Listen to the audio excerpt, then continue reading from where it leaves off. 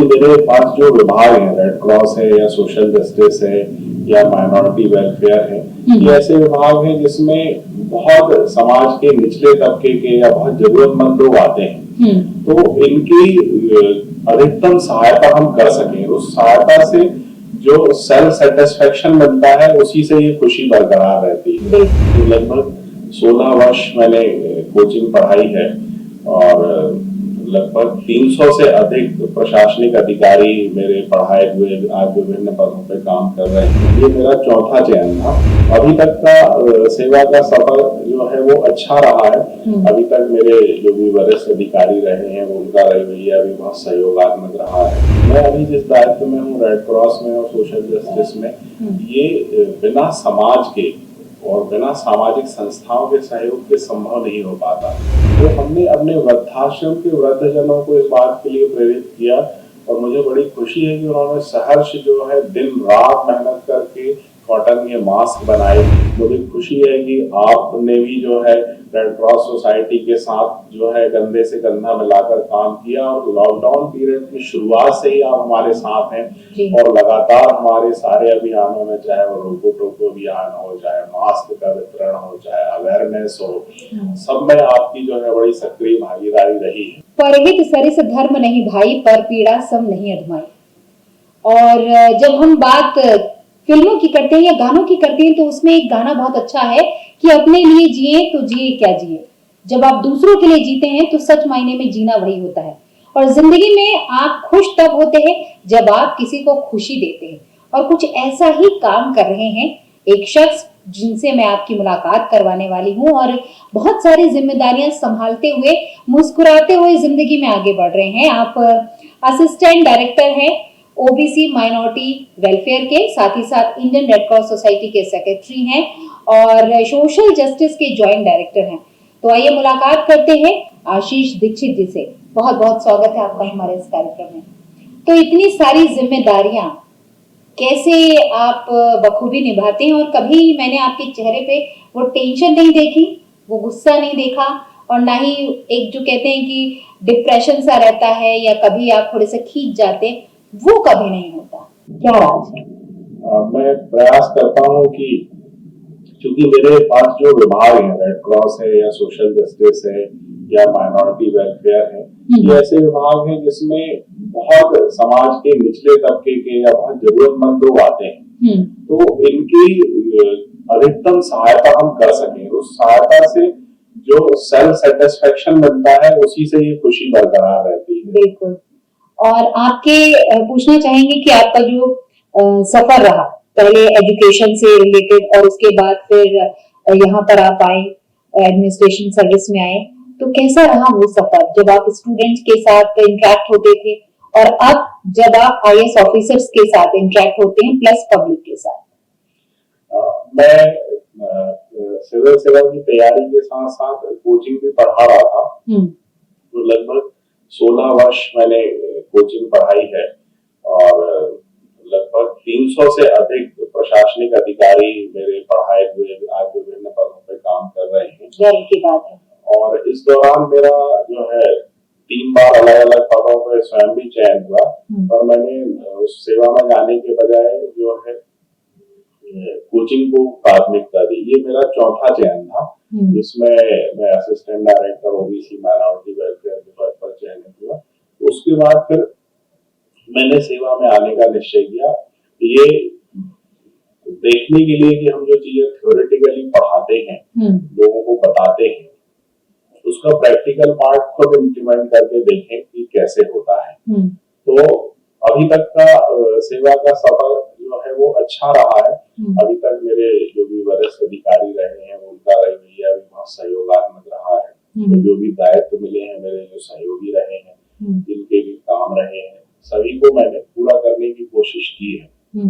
और चूंकि मैं अभी जिस दायित्व में हूँ, रेड क्रॉस में और सोशल जस्टिस में, ये बिना समाज के और बिना सामाजिक संस्थाओं के सहयोग के संभव नहीं हो पाता। तो ऐसी बहुत सारी संस्थाएं और ऐसे बहुत सारे वॉलंटियर्स भी साथ में जुड़े हुए हैं, तो उनके साथ जब उनका काम करने का जुनून देखते हैं तो अपना भी सेल्फ मोटिवेशन और बूस्ट होता है कि हमें भी जो है और आगे अच्छा काम करना है। जी, तो बहुत अच्छी बात आपने कही कि एक तो जब मैं स्टूडेंट्स के साथ इंटरेक्ट होता था और आज जब आप संस्थाओं के साथ काम कर रहे हैं, लोगों के लिए काम कर रहे हैं, तो एक अलग फीलिंग रहती है। बात आपके घर की करें, आपकी जो धर्म पत्नी है वो भी सर्विस में है और आप भी सर्विस में हैं और दो प्यारे छोटे-छोटे बच्चे हैं। तो सब कुछ कैसे मैनेज होता है? क्योंकि कई बार क्या होता है कि सुबह का आपका निकलना और रात में पहुंचना, तो वो टाइम जो होता है वो फैमिली को नहीं दे पाते हैं। तो कभी ना कभी जो वो एक डिमांड रहती है वो कभी ना कभी उठती होगी, बच्चों की तो अक्सर उठती है। ये बात तो सही है, क्योंकि मेरे पास दायित्व भी अधिक है, तो परिवार के लिए समय कम मिल पाता है। और क्योंकि हम दोनों ही वर्किंग हैं, तो पर प्रयास ये होता है कि जितना भी समय मिले हम क्वालिटी टाइम देने का प्रयास करते हैं। घर पर जाने के बाद कोशिश करते हैं कि मोबाइल की बजाय बच्चों के साथ अधिक समय बिताया जाए। और मुझे खुशी है कि परिवार और बच्चे भी हम उनको जो समय दे रहे हैं तो उससे वो संतुष्ट हैं, खुश रहते हैं। जी, साल 2020 की बात करें तो बड़ा त्रासदी भरा था और मार्च के ही महीने से हमारे जबलपुर शहर में पहला कोरोना पॉजिटिव आया था 21 मार्च को। और उसके बाद जो क्रम चालू हुआ, फिर लॉकडाउन, कर्फ्यू और फिर इसके बाद सोशल जो आपका वर्क था, सोशल वेलफेयर था, इसके साथ ही साथ एनजीओ के साथ मिलकर काम करना, अवेयरनेस के लिए काम करना। कोरोना तो था, सब कुछ बंद था, लेकिन प्रशासनिक सेवाएं जो थी कंटिन्यू जारी थी और आपके साथ एनजीओ काम कर रहे थे। एक उनको मोटिवेट करना, फिर पब्लिक को मोटिवेट करना, ये चीज जो थी वो आपकी जो प्रशासनिक सेवाओं से कहीं ज्यादा बढ़कर थी। उस समय कैसा रहा आपका? जी, मैं अपने आप को भाग्यशाली मानता हूँ कि ये इतनी भीषण त्रासदी या मानवीय आपदा के समय जो है ईश्वर ने मुझे मानव सेवा का अवसर प्रदान किया। मैं ऐसे दायित्व पर था कि मैं जो है लोगों के लिए, जरूरतमंद लोगों की मदद कर पाया। जैसे ही ये कोविड लॉकडाउन हुआ तो जिला प्रशासन के द्वारा रेड क्रॉस सोसाइटी को नोडल एनजीओ बनाया गया और मुझे डिस्ट्रिक्ट नोडल ऑफिसर बनाया गया। मेरा दायित्व था कि मुझे सारे सामाजिक संस्थाओं लोगों के साथ जोड़कर लोगों की जो आवश्यकताएं थी, उनकी जो जरूरतें थी, उनको पूरा करना था। तो हमने शहर के सारे वॉलंटियर्स को, सारे प्रमुख एनजीओ को अपने साथ जोड़ा और सबसे पहले जो काम हमने शुरू किया वो था मास्क को बनाना और सैनिटाइजर की उपलब्धता सुनिश्चित करना। क्योंकि जैसे ही ये आपदा की शुरुआत हो रही थी और लॉकडाउन नहीं भी हुआ था, उसी समय इसकी डिमांड होने लगी थी और मार्केट में शॉर्टेज होने के कारण रेट्स बढ़ने लगे थे। तो हमने अपने वृद्धाश्रम के वृद्धजनों को इस बात के लिए प्रेरित किया और मुझे बड़ी खुशी है कि उन्होंने सहर्ष जो है दिन रात मेहनत करके कॉटन के मास्क बनाए।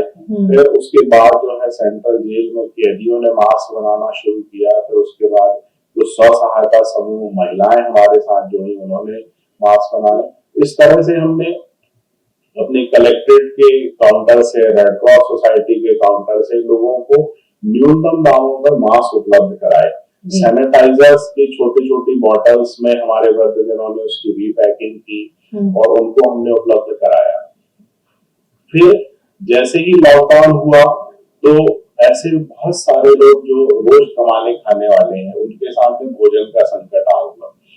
तो हमने अपने साथ लोगों को जोड़कर भोजन उपलब्ध कराने का काम शुरू किया, जिसमें ऐसे हमारे साथ बहुत सारे बहुत अच्छे एनजीओ जुड़े जिन्होंने कुछ बस्तियों को गोद ले लिया और वहां पर वो दोनों समय लोगों को भोजन के पैकेट उपलब्ध कराते थे।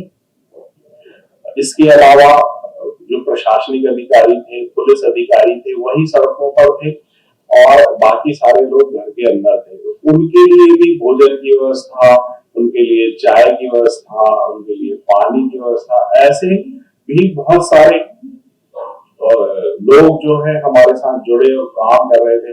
मुझे खुशी है कि आपने भी जो है रेड क्रॉस सोसाइटी के साथ जो है कंधे से कंधा मिलाकर काम किया और लॉकडाउन पीरियड की शुरुआत से ही आप हमारे साथ हैं और लगातार हमारे सारे अभियानों में, चाहे वो रोको टोको अभियान हो, चाहे मास्क का वितरण हो, चाहे अवेयरनेस हो, सब में आपकी जो है बड़ी सक्रिय भागीदारी रही है। और आपके जैसे ही जो वॉलंटियर्स हैं जिन्होंने निस्वार्थ भाव से बिना अपनी सुरक्षा की परवाह किए सड़कों पर उतरे, क्योंकि उस समय व्यक्ति अपने घर से बाहर कदम नहीं रखना चाह रहा था, बिल्कुल उसको उसमें भी डर लग रहा था। उस समय आप अपने परिवार को, बच्चों को छोड़कर सड़कों पर आए और लोगों के लिए ये काम किया, ये बहुत बड़ी बात है और इसके लिए आप लोग बहुत बधाई के पात्र हैं कि जो है इतनी मेहनत से आपने काम किया, जिसके कारण जो है हम इस त्रासदी से सफलतापूर्वक बाहर निकल सके।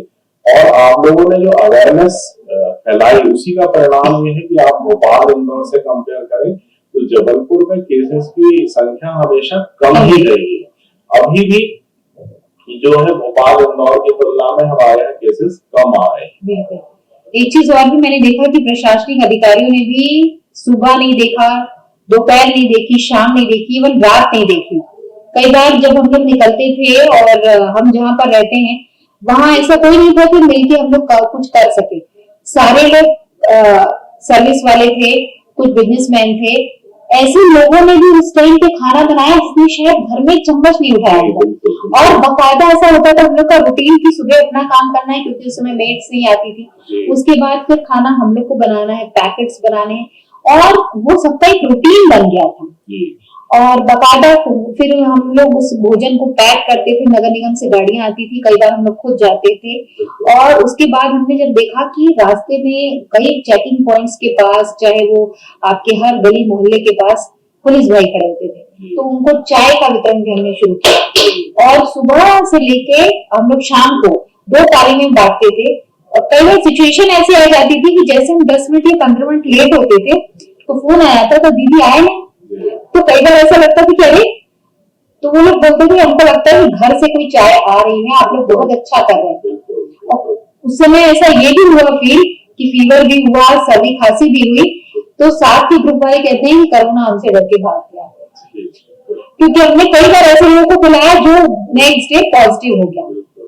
तो ये ईश्वर का आशीर्वाद रहा। और आप लोगों ने जो इतनी ईमानदारी से और इतनी मेहनत से जो काम किया, इसलिए ईश्वर ने जो है आपको सुरक्षित रखा कि आप ये काम कर पाए। उस समय भरत सर से भी एक बार मेरी बात हुई थी, जब भरत सर यहाँ पर कलेक्टर थे, तो मैंने कहा कि फीवर सा लग रहा है और सर्दी खांसी, तो बोले कि एक बार आप देखिए सारे सिम्टम्स हैं कि नहीं, आपको मतलब प्रेगनेंस आ रही है, खुशबू आ रही है ना। मैंने कहा हाँ, तब नहीं है, डोंट वरी, बस ये कि थोड़ा डिस्टेंस बनाकर चलिए, प्रिकॉशंस लीजिए।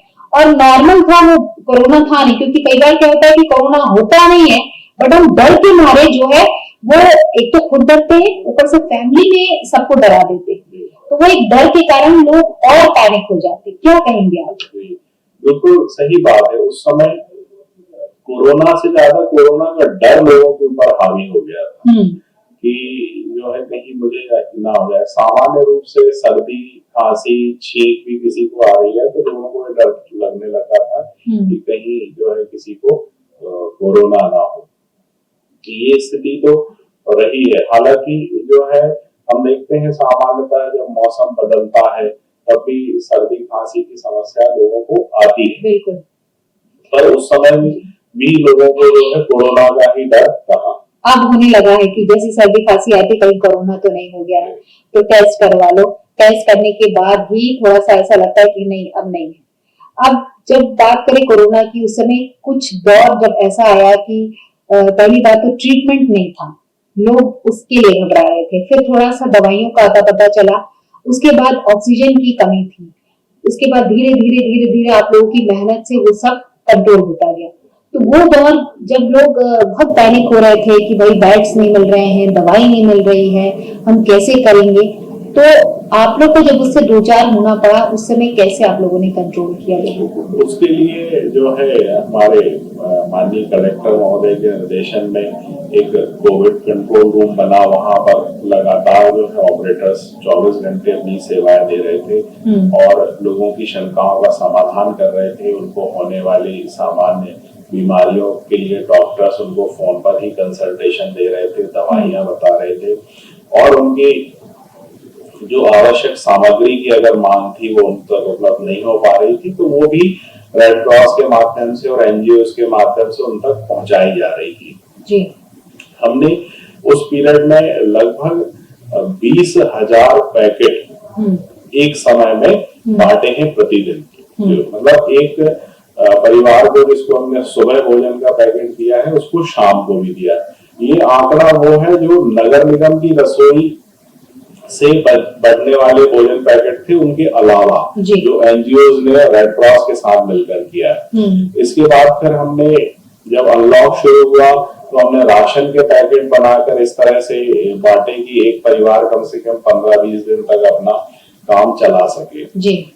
और जैसा कि आपने बताया दवाइयां, तो रेड क्रॉस ने ही जो है सबसे पहले इसके लिए जो रेमडेसिविर इंजेक्शन है या टॉसिलिजुमैब इंजेक्शन है वो सबसे पहले हॉस्पिटल्स को प्रोवाइड कराए। यहाँ तक कि अभी भी जिनको भी जरूरत है वो हम मार्केट रेट से बहुत कम मूल्य पर जो है रेमडेसिविर इंजेक्शन कोविड पेशेंट को उपलब्ध कराते हैं जी। और इस साथ ही हमने जो है अपने कुछ वॉलंटियर्स के सहयोग से मेडिकल कॉलेज में एक काउंसलिंग सेंटर भी खोला था। अभी भी हमारे साथ कुछ एनजीओ काम कर रहे हैं जिनके पास साइकोलॉजिस्ट हैं जो काउंसलिंग का काम करते हैं। उसके लिए हमने नंबर्स भी जारी किए हैं, तो उस पर फोन करके व्यक्ति जो है अगर उसको इस तरह की कोई मनोवैज्ञानिक समस्या है, कोई परेशानी है, तो वो उस पर सलाह ले सकता है। बिल्कुल। और एक तरीके से कहते हैं कि जब आप पॉजिटिव होकर जाते हैं और अगर आपको एटमॉस्फेयर वैसा पॉजिटिव मिलता है तो आप जल्दी ठीक हो जाते हैं। लेकिन वहीं जब आपके साथ अगर ये मेडिकल जितने भी ट्रीटमेंट कर रहे हैं वो बर्ताव अच्छा नहीं करते हैं तो कहीं ना कहीं आदमी जो है वो टूट जाता है। और यही कारण रहा बीच में जो सुसाइड केस बढ़े थे कि कहीं एक कम्युनिकेशन गैप था। इंसान एक पॉजिटिव होकर गया, उसके बाद उसको लगता है कि थोड़ा सा उसको अगर कोई सहारा दे देता है, एक तरीके से उसको कहता है कि नहीं कोई बात नहीं, कोरोना पॉजिटिव हुए हैं, अब कोई बात नहीं, दवाई होगी, अब ठीक हो जाएंगे। बस वैसे ही है जैसे कि आम बीमारियां होती है।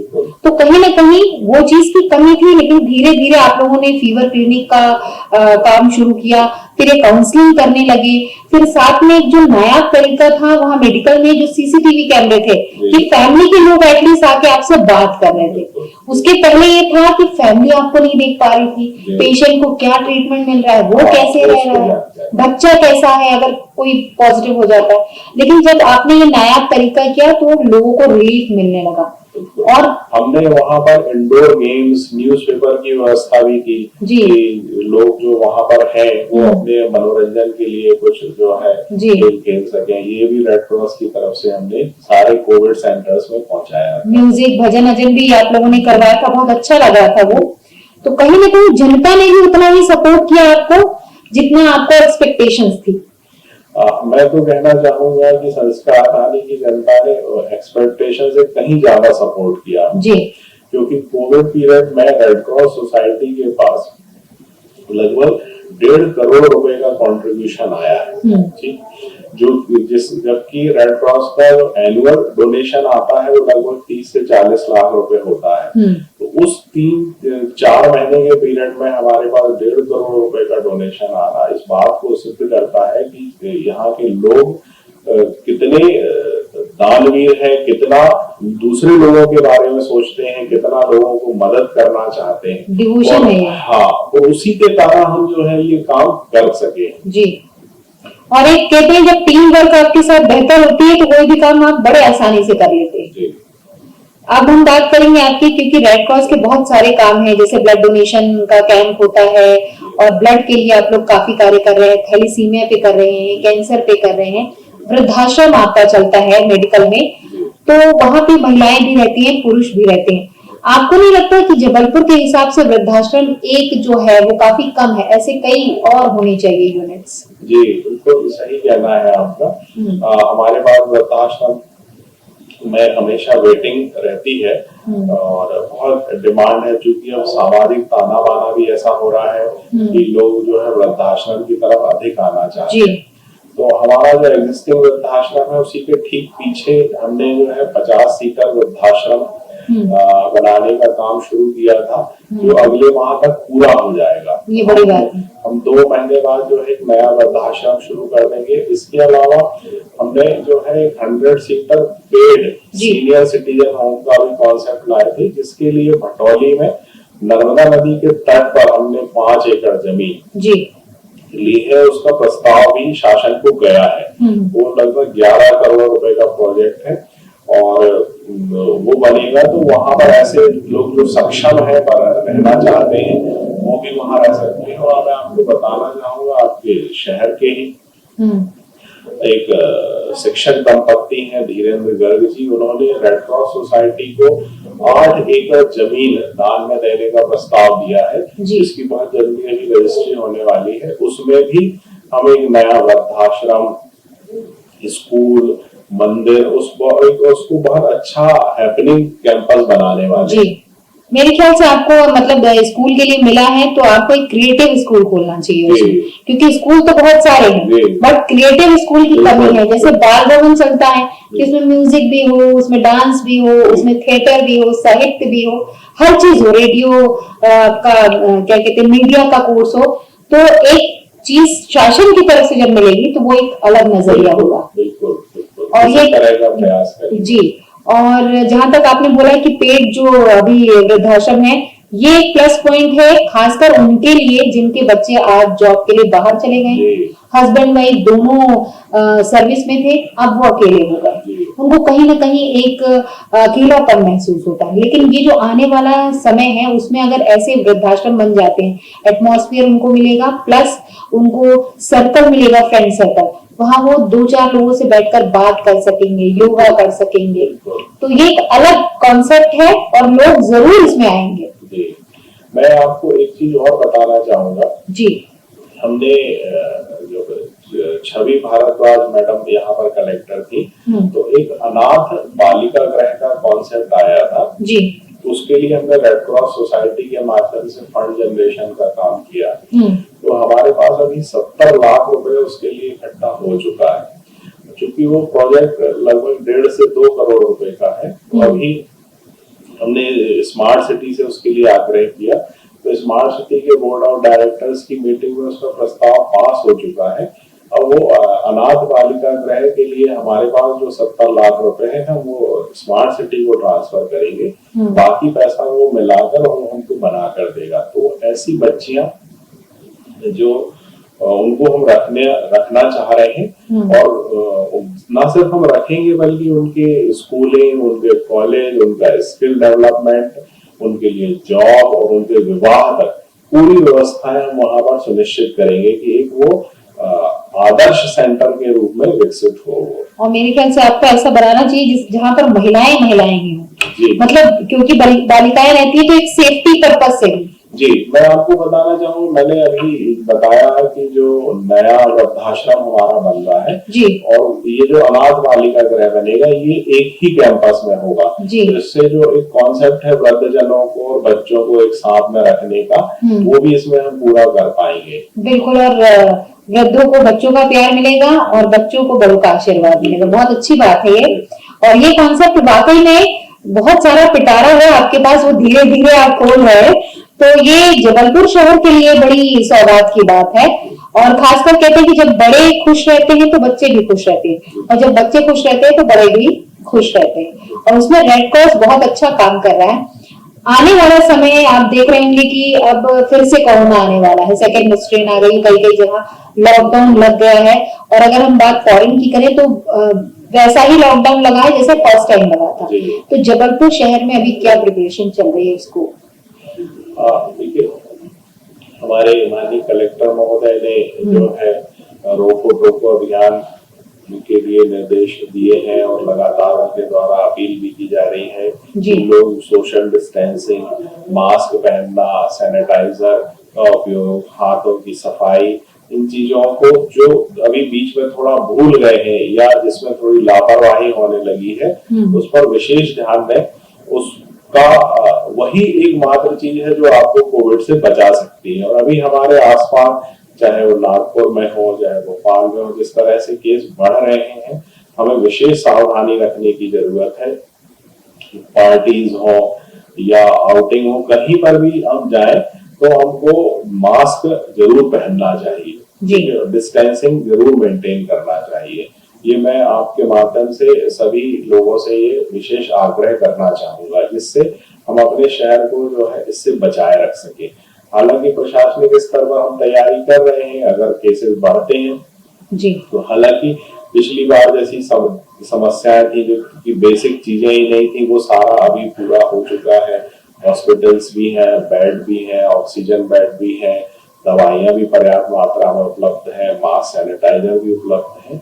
पर मैं फिर भी ये कहना चाहूंगा कि हम प्रयास ये करें कि इन चीजों की हमें आवश्यकता ही ना पड़े। ये बिल्कुल कहा जाता है कि prevention is better than cure, तो इसमें आपको मेन खुद की रिस्पॉन्सिबिलिटी लेनी है। बिल्कुल।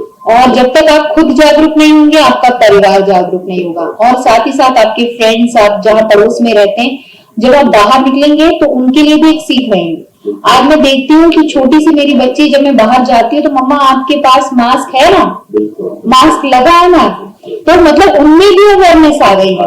और मेरी बेटी तो खैर 7 ईयर की है, सामने पड़ोस में एक बच्ची रहती है वो 4 साल की है, उसको कोरोना के बारे में कुछ नहीं पता, वो अभी तक स्कूल नहीं गई है।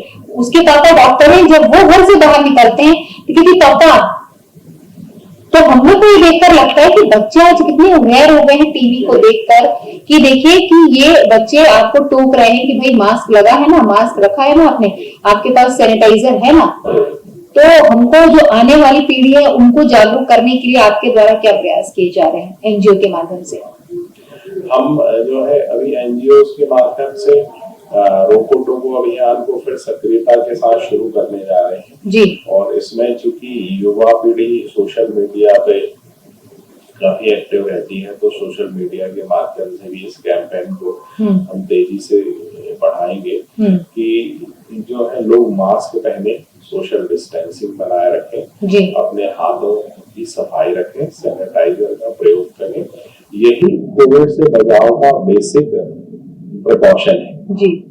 इतना अगर हम कर लेते हैं तो हम अपने आप को सेव कर पाएंगे। इसके लिए हम लगातार प्रयास कर रहे हैं और अब इसको हम मिशन मोड में शुरू कर रहे हैं।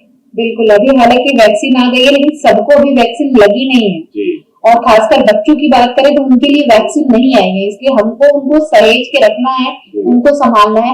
ओल्ड एज है, जैसे 60 के ऊपर है, तो उनको भी भीड़ भरे जो इलाके हैं वहां पर जाने से रोकना है, ऐसे प्लेसेस पे जाने से रोकना है।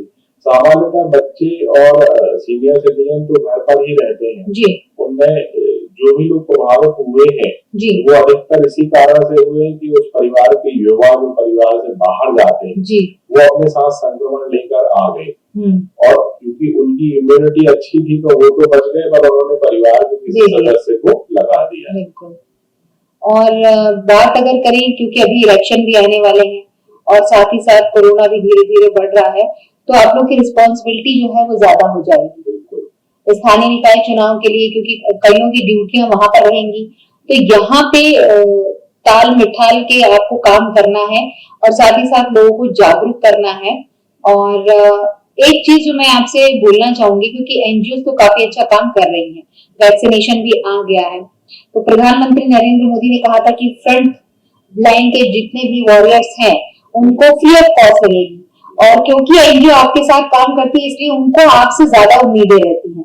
तो हम आपके थ्रू अपने चैनल से ये सवाल उठाना चाह रहे हैं कि बात पैसों की नहीं है, बात इस बात की है कि जब कोरोना का टाइम था तो सारे एनजीओ ने आपके एक आवाज पे पूरा आपका साथ दिया, तो एनजीओ भी ये चाहती हैं कि जितने भी एनजीओ काम कर रही थी, जितने उनके टीम मेंबर्स हैं, उनको वैक्सीनेशन फ्री ऑफ कॉस्ट लगे। आपका सुझाव बहुत अच्छा है। मैं निश्चित रूप से इस सुझाव को हमारे जिले के कलेक्टर महोदय के समक्ष रखूंगा जी, और हम प्रयास करेंगे कि हमारे ऐसे एनजीओ उनके जो वॉलंटियर्स जिन्होंने फ्रंट लाइन वर्कर के रूप में काम किया है उनको भी जो शासकीय अस्पतालों में ये वैक्सीन लगाई जाए, और साथ ही साथ जर्नलिस्ट जितने काम पे लगे थे उनको भी वैक्सीनेशन फ्री ऑफ कॉस्ट लगनी चाहिए। बिल्कुल, आपके सुझाव में निश्चित रूप से कलेक्टर महोदय के समक्ष पहुंचाऊंगा जी। और आने वाले समय में रेड क्रॉस और क्या करने जा रहा है? हालांकि आपने जैसे बहुत सारी योजनाओं के बारे में बताया, अभी क्या करने जा रहा है? अभी तो चूंकि कोविड केसेस बढ़ रहे हैं तो हमारी प्राथमिकता में यही है कोविड का बारे में अवेयरनेस, उसके ट्रीटमेंट से संबंधित जो संसाधन है वो अस्पतालों में मुहैया हो, लोग इससे प्रभावित ना हो इसके लिए अवेयरनेस हो। साथ ही मैंने जो आपको बताया कि 8 एकड़ एकड़ जमीन जो हमको दान में मिलने जा रही है, उसके व्यवस्थित विकास की योजना बनाने में हम लगे हुए हैं कि वो एक ऐसा मॉडल प्रोजेक्ट हो जिसको शहर से बाहर से भी लोग देखने आए और वो एक प्रेरणा बने कि इस तरह से भी काम किया जा सकता है। ये काम हम आप सभी के सहयोग से और शहर के लोगों के सहयोग से इसको कर पाएंगे। जी बिल्कुल, और हमारा बिल्कुल आपके लिए साथ रहेगा, और मैं तो चाहूंगी आप एज ए कमेटी और बनाकर इसके लिए काम करें और हम उसमें बिल्कुल आपकी सहायता करेंगे। चलते चलते क्या संदेश देना चाहिए?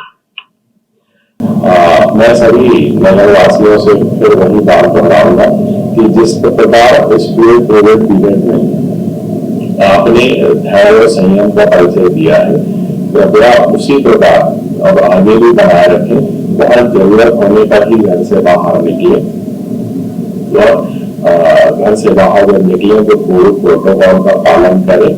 आपके आसपास कोई भी जरूरतमंद व्यक्ति दिखाई देता है तो उसकी मदद करें। अगर आप स्वयं सक्षम नहीं है तो रेड क्रॉस को या सामाजिक न्याय विभाग को बताएं। हम इस तरह के लोगों की भरसक मदद करने का प्रयास करते हैं। और हमारे जो मीडिया के साथी हैं उन्होंने भी जिस प्रकार कोविड पीरियड में हमको सहयोग किया है। ये थे assistant director OBC minority welfare, secretary Indian red cross society और जॉइंट डायरेक्टर सोशल जस्टिस के आशीष दीक्षित जी, जो कि सेवा भाव के साथ अपना कार्य कर रहे हैं और शहर की एनजीओज के साथ मिलकर कोरोना संक्रमण को नियंत्रित करने में लोगों को जागरूक करने के साथ पीड़ित मानवता की सेवा कर रहे हैं। और इस सेवा भाव के लिए इन्हें कई मंचों पर सम्मानित भी किया गया है।